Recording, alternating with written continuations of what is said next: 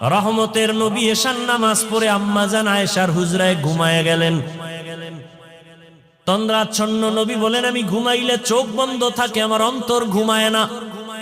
হঠাৎ করে রাতের গভীরে আমার কানের মধ্যে শুনি কে যেন কান্না করতেছে। নবী বলেন, আমার ঘুম ভেঙ্গে গেল, এই গভীর রাতে কে কান্না করে? রহমতের নবী বলেন, আমি উঠলাম, উঠিয়া আমি বিছানার থেকে বের হয়ে গেলাম। নজর দিয়া দেখি আমার হুজরার পাশেই তো মসজিদে নববী। নজর দিয়া দেখি আমার এক সাহাবী নামাজে দাঁড়ায় দাঁড়ায় গভীর রাতে কান্না করে। আমি রহমতের নবী হঠাৎ চমকে উঠলাম, কোন সাহাবী এই গভীর রজনীতে কাঁদে?